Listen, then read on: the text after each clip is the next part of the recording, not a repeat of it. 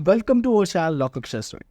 जैसा कि आप सभी जानते हैं, हम भारतीय नागरिक सुरक्षा संहिता डिस्कस कर रहे हैं और आज हम दो टॉपिक को डिस्कस करेंगे। असिस्टेंट पब्लिक प्रोसिक्यूटर यानी कि सेक्शन नंबर 19 ऑफ BNSS यानी कि भारतीय नागरिक सुरक्षा संहिता का सेक्शन नंबर 19 को हम देखेंगे और सेक्शन नंबर 20 को देखेंगे। सेक्शन 20 किस बारे में बात करता है? डायरेक्टरेट ऑफ प्रोसिक्यूशन के बारे में। स्टार्ट करते हैं सेक्शन नंबर 19 से। टर्म क्या है? Assistant public prosecutors. देखिए, अगर हम इस प्रोविजन के बारे में बात करते हैं तो ये पहले कौन सा प्रोविजन था CRPC में? Section number 25। और अब असिस्टेंट पब्लिक प्रोसिक्यूटर्स कौन से प्रोविजन में? सेक्शन नंबर 19 में। यानी कि जो सेक्शन 19 है BNSS का, वो पहले क्या था? सेक्शन 25 तक इसका बिल्कुल सही CRPC का। Got it? CRPC का। देखिए, फर्स्ट क्लॉज क्या कहता है? फर्स्ट क्लॉज कहता है The state government shall appoint in every district one or more assistant public prosecutors for conducting prosecutions in the courts of magistrates. State government, एक एक word को समझना। स्टेट गवर्नमेंट क्या करेगी? अपॉइंट करेगी हर डिस्ट्रिक्ट में। ये जो अपॉइंटमेंट है मैंडेटरी है या नहीं, यहां से पता चल रहा। शेल लिखा है तो क्या है? मैंडेटरी है। तो स्टेट गवर्नमेंट हर डिस्ट्रिक्ट में क्या करेगी? असिस्टेंट पब्लिक प्रोसिक्यूटर्स को क्या करेगी? अपॉइंट करेगी। प्रोसिक्यूशंस को क्या करने के लिए? कंडक्ट करने के लिए in the courts of magistrate. Appoint in every district. अब ये लिखा वन एंड मोर, एक या एक से ज्यादा असिस्टेंट पब्लिक प्रोसिक्यूटर्स की क्या होगी? अपॉइंटमेंट होगी। कौन करेगी? स्टेट गवर्नमेंट करेगी, हर एक डिस्ट्रिक्ट में करेगी। मैंडेटरी है। क्लॉज नंबर 2 क्या कहता है? सेंट्रल गवर्नमेंट में। अब यहां से पता चलता है हमें कि सेंट्रल गवर्नमेंट उसकी डिस्क्रिशन है, वो कर भी सकती है, नहीं भी कर सकती है। और उन्हें लगता है कि हाँ अपॉइंटमेंट होनी चाहिए, तो सेंट्रल गवर्नमेंट भी क्या कर सकती है? अपॉइंट कर सकती है। किसे? असिस्टेंट पब्लिक प्रोसिक्यूटर्स को। ठीक, एक या एक से ज्यादा अपॉइंटमेंट कर सकती है। कौन? Central government. किस पर्पस से? कंडक्टिंग एनी केस, किसी भी केस को कंडक्ट करने के लिए या किसी भी क्लास ऑफ केसेस को क्या करने के लिए? कंडक्ट करने के लिए। बिल्कुल सही। सेंट्रल गवर्नमेंट एक या एक से ज्यादा असिस्टेंट पब्लिक प्रोसिक्यूटर्स की क्या कर सकती है? अपॉइंटमेंट कर सकती है। नेक्स्ट, अब जो नेक्स्ट में जो स्टार्टिंग में टर्म है, देखिए मैंने अपने ब्रैकेट में क्या कर रखा है, जो भी टर्म न्यू है उसे क्या कर दिया? ब्रैकेट में डाल के न्यू लिख दिया, और न्यू लिख के भी क्या कर दिया? सर्कल कर दिया, जिससे जब मैं अपना रिवाइज करूं या मैं किसी स्टूडेंट को पढ़ाऊं तो मुझे पता हो कि क्या क्या चेंजेस है। Got it? आप भी ऐसी चीज़ करिए। देखिए, मुझे भी रैंडमली याद नहीं आएगा एकदम से कि क्या चेंज हुआ क्या चीज़ नहीं हुआ, तो बट जब मैं ब्रैकेट को देखूंगा, ये जो न्यू लॉज है वो आपके लिए भी न्यू है, मेरे लिए भी न्यू है। तो इस चीज को समझो कि आप क्या करो, अपने ब्रैकेट में मेंशन जरूर कर देना, एक पेन से मेंशन कर दो कि ये चीज क्या है? न्यू ऐड ऑन हुई है। ठीक है, आगे चलते हैं। Without prejudice to the provision contain in subsection 1 and subsection 2 where no assistant public prosecutor is available for the purpose of any particular case, the district magistrate। देखिए, सबसे पहले नो कौन? Assistant public prosecutor. अगर assistant public prosecutor available नहीं है तो जो उनका वर्क है उस वर्क को करने के लिए डिस्ट्रिक्ट मजिस्ट्रेट साहब क्या कर रहे हैं? डिस्ट्रिक्ट मजिस्ट्रेट में अपॉइंट क्या कर रहे हैं? यहाँ में है, मैंडेटरी नहीं है। ठीक है, वो अपॉइंट कर सकते हैं किसी भी अदर पर्सन को as a assistant public prosecutor in charge of that case. But mandatory क्या है? PT का क्वेश्चन बन सकता है, याद रखना। After giving notice of 14 days, 14 दिन का नोटिस देने के बाद किसको? स्टेट गवर्नमेंट को वो किसी भी अदर पर्सन को अपॉइंट कर सकते हैं। बिल्कुल सही, assistant public prosecutor. Got it? अब ये अदर पर्सन में कौन कौन इंक्लूड होगा, कौन कौन नहीं इंक्लूड होगा, आगे देखते हैं, प्रोवाइजन को पता चलेगा। यानी कि एलिजिबिलिटी के बारे में बात करी गई है। No police officer shall be eligible to be appointed as an assistant public prosecutor if कौन police officer as an public prosecutor as an assistant public prosecutor appoint नहीं किया जा सकता? वो पुलिस ऑफिसर जिसने क्या करा हो? इन्वेस्टिगेशन में हिस्सा लिया। Got it? उस केस के इन्वेस्टिगेशन में अगर किसी पुलिस ऑफिसर ने हिस्सा लिया है तो वो पुलिस ऑफिसर बिल्कुल सही अपॉइंट नहीं किया जा सकता as an assistant public prosecutor. और जो वो पुलिस ऑफिसर हो वो below the rank of inspector नहीं होना चाहिए। अगर जो उसकी रैंक है वो बिलो द इंस्पेक्टर है तो वो बिल्कुल सही असिस्टेंट पब्लिक प्रोसिक्यूटर अपॉइंट नहीं किया जा सकता। ठीक है, आगे चलते हैं। अब देखिए इसे ही हम एक बार चार्ट फॉर्म में समझने की कोशिश करते हैं। सेक्शन 19 किसके बारे में बात करता है? हमारा बीएनएसएस का असिस्टेंट पब्लिक प्रोसिक्यूटर के बारे में। क्लॉज 1 ये कहता है स्टेट गवर्नमेंट क्या कर सकती है, स्टेट गवर्नमेंट क्या करेगी? अपॉइंट करेगी एक या एक से ज़्यादा असिस्टेंट पब्लिक प्रोसिक्यूटर हर एक डिस्ट्रिक्ट में। नेक्स्ट क्लॉज क्या कहते हैं? सेंट्रल गवर्नमेंट क्या कर सकती है? अपॉइंट कर सकती है एक या एक से ज़्यादा असिस्टेंट पीपी किस चीज़ को कंडक्ट करने के लिए? किसी भी केस को कंडक्ट करने के लिए या क्लास ऑफ केसेस को डील करने के लिए। हमारा 3 क्लॉज क्या कहता है? अगर हमारे असिस्टेंट पब्लिक प्रोसिक्यूटर अवेलेबल नहीं है तो डिस्ट्रिक्ट मजिस्ट्रेट क्या कर सकते हैं? अपॉइंट कर सकते हैं किसी भी अदर पर्सन को, क्या? Assistant public prosecutor in charge of that case. ठीक है, बट मैंडेटरी सिचुएशन क्या है? 14 दिन का नोटिस देना पड़ेगा किसको? स्टेट गवर्नमेंट को।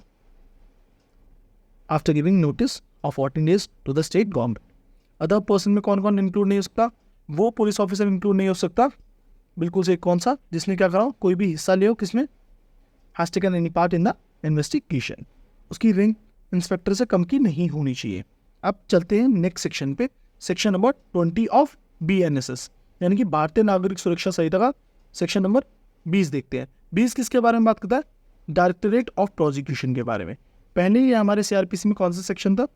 Section number 25 capital A. ध्यान से समझना इस सेक्शन को, काफ़ी बच्चे कंफ्यूज रहते हैं इस सेक्शन में। देखिए क्लॉज 1 क्या कहता है? स्टेट गवर्नमेंट क्या करेगी? स्टैब्लिश करेगी। क्या स्टैब्लिश कर रही है? Directorate of prosecution. 2 लेवल पे, स्टेट लेवल पे और डिस्ट्रिक्ट लेवल पे। स्टेट लेवल पे और किस लेवल पे? डिस्ट्रिक्ट लेवल पे। Got it?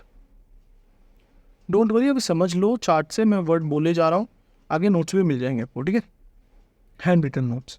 तो क्या लिखा गया है? अगर हम बात करते हैं स्टेट लेवल पे, जब स्टेट गवर्नमेंट क्या कर रही है? डायरेक्टरेट ऑफ प्रोसिक्यूशन को स्टैब्लिश कर रही है, तो उसमें पर्सन कौन कौन है? डायरेक्टर और डेप्यूटी डायरेक्टर्स। Got it? और जो डेप्यूटी डायरेक्टर्स की जो नंबर है, संख्या है, वो कितनी होगी? जितना भी स्टेट गवर्नमेंट को क्या लगेगा? सुटेबल लगेगा उस स्टेट के लिए।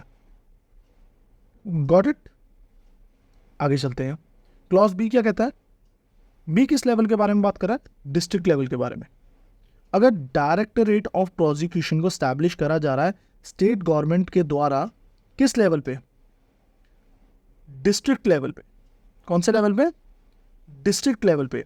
तो इसमें कौन कौन व्यक्ति आएंगे? बिल्कुल सही, deputy directors and assistant directors. समझ आ गया? यहां पे मैंने आपको समझा भी रखा है। ठीक, आगे चलते हैं। Clause number 2। क्लॉज नंबर 2 क्या कहता है? A person shall be eligible to be appointed. अब देखिए किस किस की एलिजिबिलिटी के बारे में बात करी गई है, डायरेक्टर के बारे में और डिप्टी डायरेक्टर के बारे में। तो उनकी जो एलिजिबिलिटी है वो क्या होनी चाहिए? Practice as an advocate for not less than 15 years, यानी कि उसकी उनकी प्रैक्टिस कितनी होनी चाहिए एज एडवोकेट? 15 ईयर्स से ज़्यादा होनी चाहिए, या 15 ईयर भी हो, नॉट लेस देन 15 ईयर्स। और या तो वो व्यक्ति क्या हो? सेशन जज। बी क्लॉज किस बारे में बात कर रहा है? असिस्टेंट डायरेक्टर की किसके बारे में? बिल्कुल सही,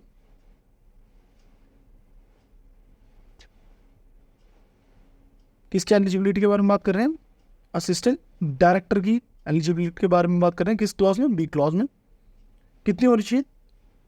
practice as an advocate not less than 7 years, not less than 7 years. ठीक है, या तो वो व्यक्ति क्या हो? बिल्कुल सही, जीएम फर्स्ट क्लास, यानी कि जुडिशियल मजिस्ट्रेट फर्स्ट क्लास। आगे चलते हैं। दोनों की एलिजिबिलिटी समझ आ गई ना सेकंड क्लॉज में? ए में किसकी है? डायरेक्टर की और डिप्टी डायरेक्टर की। कितनी? या तो उस व्यक्ति की जो प्रैक्टिस हो एज एन एडवोकेट 15 साल है, 15 साल से ज़्यादा हो, यानी कि नॉट लेस देन 15 ईयर्स, या वो क्या हो? व्यक्ति सेशन जज हो। तो क्या होगा? एलिजिबल होगा किस पोस्ट के लिए? किसके अपॉइंटमेंट के लिए? डायरेक्टर अपॉइंटमेंट के लिए। किसमें? डायरेक्टर ऑफ प्रोसिक्यूशन में या डेप्यूटी डायरेक्टर में। ठीक है, और नेक्स्ट असिस्टेंट डायरेक्टर की क्या थी क्वालिफिकेशन? बिल्कुल सही, not less than 7 years, practice as an advocate for not less than 7 years. ठीक है, या तो वो व्यक्ति क्या हो? जुडिशियल मजिस्ट्रेट फर्स्ट क्लास हो। आगे चलते हैं। थर्ड क्लॉज क्या कहता है? देखिए थर्ड क्लॉज इंपॉर्टेंट है, मैंने लिख भी रखा, आप अपने बेरक में मेंशन कर लें, इंपॉर्टेंट है थर्ड क्लॉज। थर्ड क्लॉज क्या कहता है? Directorate of prosecution shall be headed by the director. Obviously बात है, अगर मैं DOP डायरेक्टोरेट ऑफ प्रोसिक्यूशन की बात करता हूँ तो उसका जो हेड होगा वो कौन होगा? डायरेक्टर होगा। क्लियर? और जो व्यक्ति है डायरेक्टर साहब, ये किसके अंडर परफॉर्म कर रहे हैं? Shall function under the administrative control. किसका एडमिनिस्ट्रेटिव कंट्रोल होगा इन पे? Of the home department in the state. आगे चलते हैं, ये MCQ में पूछा जाता है PT में, ठीक है। आगे चलते हैं, क्लॉज नंबर 4। क्लॉज नंबर 4 क्या कहता है? Every deputy director of prosecution और assistant director of prosecution shall be subordinate to the director. अभी यहाँ तक पढ़ते हैं, क्या कहते हैं? जो डेप्यूटी डायरेक्टर है या असिस्टेंट डायरेक्टर है वो किसके सबऑर्डिनेट हो रहा है? बिल्कुल सही, डायरेक्टर के। तो यानी कि 1 नंबर पे कौन हो गए? हमारे डायरेक्टर, और जो 2nd नंबर पे वो क्या होंगे? डेप्यूटी डायरेक्टर और deputy director and assistant director. जो असिस्टेंट डायरेक्टर है वो किसके सबऑर्डिनेट होंगे? डेप्यूटी डायरेक्टर के। समझ आ गया चार्ट? पहले नंबर पे डायरेक्टर, 2nd नंबर पे deputy director and 3rd number पे assistant director. Got it? Read out करोगे समझ आ जाएगा। आगे चलते हैं, क्लॉज नंबर 5 क्या कहता है? एवरी पब्लिक प्रोसिक्यूटर यानी कि PP, एडिशनल PP या स्पेशल PP जो स्टेट गवर्नमेंट ने अपॉइंट करा है, अगर किस चीज़ को डील कर रहा है, cases in the high court, तो किसके सबऑर्डिनेट होगा? Shall be subordinate to the director. PP है, एडिशनल PP है या SPP है यानी कि स्पेशल पब्लिक प्रोसिक्यूटर।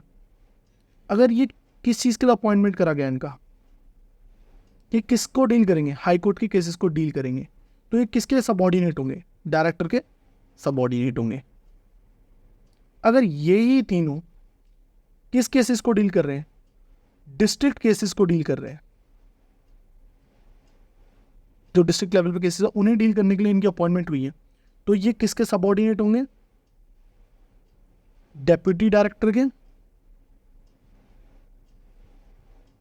या असिस्टेंट डायरेक्टर के।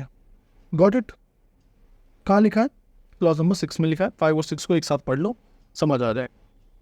PP हो, एडिशनल PP हो या स्पेशल पब्लिक प्रोसिक्यूटर हो, अगर वो किस चीज़ को डील कर रहा है? बिल्कुल सही, हाई कोर्ट के केसेस को डील कर रहा है, तो किसके सबऑर्डिनेट होंगे? बस इतना पढ़ लो ना, in the high court cases in the high court shall subordinate to the director of the prosecution, ठीक है। और अगर मैं बात करता हूँ किसकी? डिस्ट्रिक्ट कोर्ट के केसेस को डील करने के लिए अपॉइंटमेंट हुई है उनकी, तो वो क्या कर रहे हैं? Shall be subordinate to the deputy director और assistant director. Clear? Come to the clause number 7। देखिए, क्लॉज 7 और क्लॉज 8 की अगर मैं बात करता हूँ तो दोनों ही क्लॉज क्या है? इंपॉर्टेंट है, ठीक है। तो ध्यान से समझना, क्लॉज 7 भी किस बारे में बात कर रहा है? पावर एंड फंक्शन के बारे में बात कर रहा है, और क्लॉज 8 भी पावर एंड फंक्शन के बारे में बात कर रहा है। क्लॉज 7 किसकी पावर के बारे में बात कर रहा है? किसके फंक्शंस के बारे में बात कर रहा है? डायरेक्टर साहब के। और डेप्यूटी डायरेक्टर के साहब के कौन सी पावर कहाँ है, मतलब क्या उनके पास पावर होती है, उनके फंक्शंस क्या है, वो कौन सा क्लॉज बात करता है? Clause number 8। डायरेक्टर साहब की फंक्शन और पावर के बारे में समझते हैं क्लॉज 7 को, यानी कि रीड करते हैं। जो डायरेक्टर साहब हैं वो क्या करेंगे? मॉनिटर करेंगे वो केसेस जिनकी पनिशमेंट, यानी कि उन केसेस में जो ऑफेंस इन्वॉल्व है उसकी पनिशमेंट क्या होनी चाहिए? 10 साल या 10 साल से ज़्यादा, या लाइफ इम्प्रिजमेंट, या डेथ पेनल्टी। Got it? यानी कि अगर कोई केस है, उस केस में जो ऑफेंस इन्वॉल्व है उसकी पनिशमेंट क्या होनी चाहिए? 10 साल या 10 साल से ज़्यादा, या लाइफ इम्प्रिजमेंट, या डेथ पेनल्टी। तो उन केसेस को मॉनिटर कौन करते हैं? डायरेक्टर साहब, ठीक है। आगे चलते हैं, अगर मैं डेप्यूटी डायरेक्टर की पावर एंड फंक्शंस के बारे में बात कर रहा हूँ तो वो क्या करेंगे? पुलिस रिपोर्ट को एग्जामिन करेंगे, स्क्रूटनाइज करेंगे एंड उन केसेस को मॉनिटर करेंगे जिसमें ऑफेंस इन्वॉल्व होंगे, तो उनकी पनिशमेंट क्या होगी?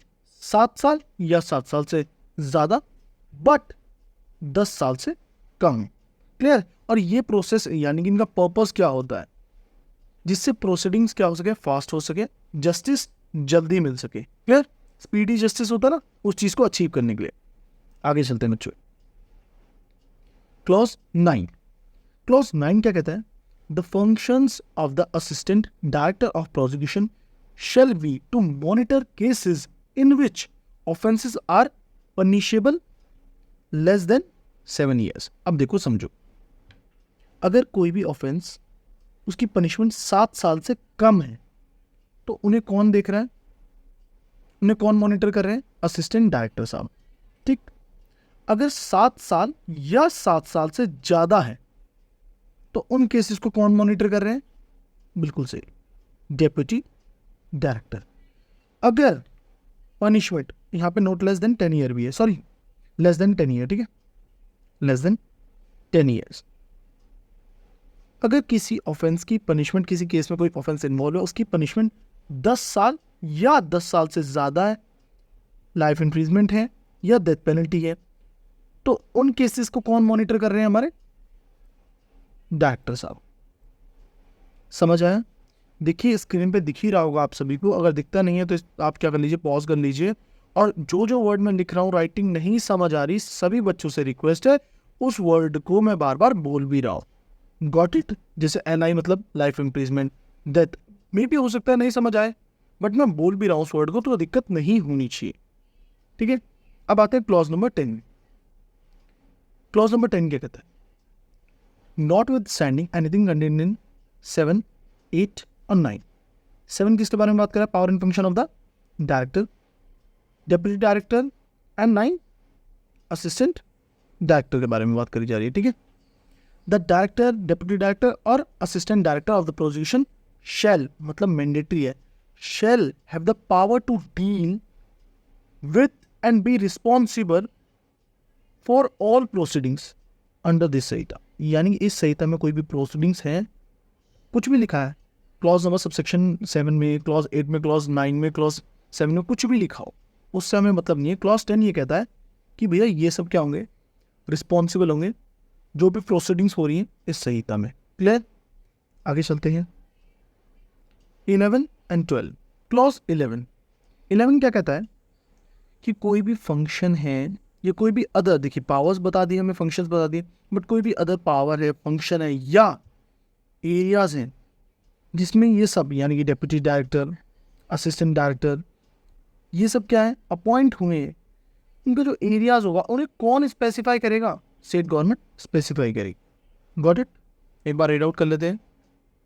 The other powers and function of director, deputy director, assistant director and the areas for which each of deputy directors और assistant directors of the prosecution have been appointed, यानी कि उनके areas को भी कौन स्पेसिफाइड करेगा, स्टेट गवर्नमेंट स्पेसिफाइड करेगी। कोई भी हमने एक्स्ट्रा फंक्शन दिया, अदर पावर्स है जो उनकी पावर्स को, फंक्शन को कौन स्पेसिफाई कर रहा है, स्टेट गवर्नमेंट स्पेसिफाई करेगी। कैसे? By notification.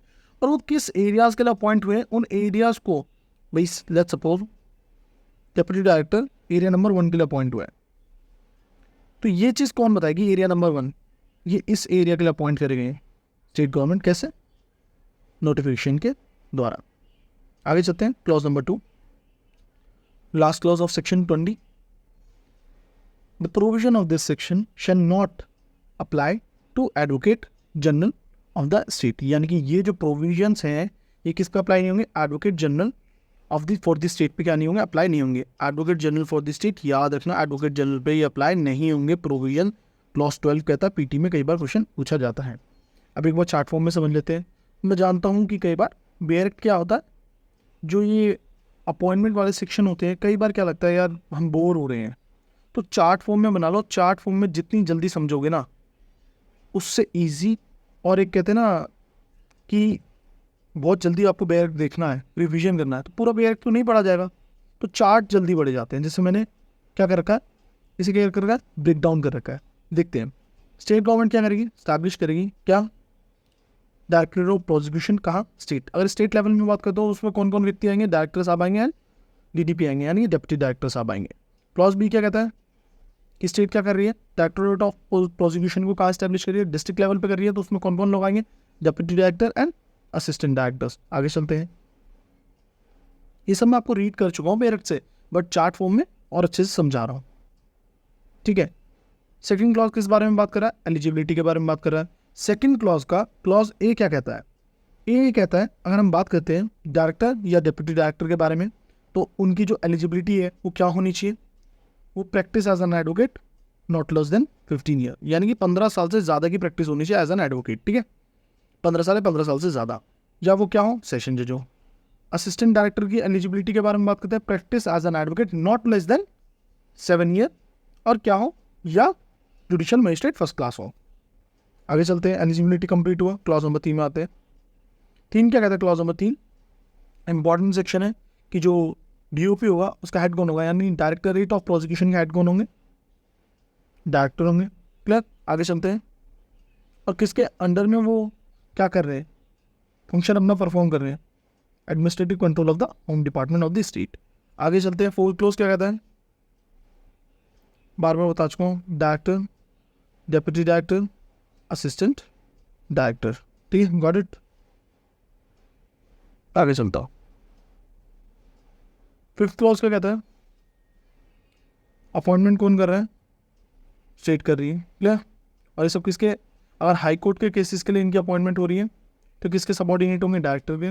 अगर इनकी अपॉइंटमेंट किस केसेस को डील करने के लिए करी जा रही है, हाई डिस्ट्रिक्ट कोर्ट के केसेस को डील करने के लिए करी जा रही है, तो ये किसके सबॉर्डिनेट होंगे, डिप्टी डायरेक्टर, असिस्टेंट डायरेक्टर। आगे चलें, क्लॉज नंबर 7 क्या कहता है, पावर एंड फंक्शन के बारे में बात करता है।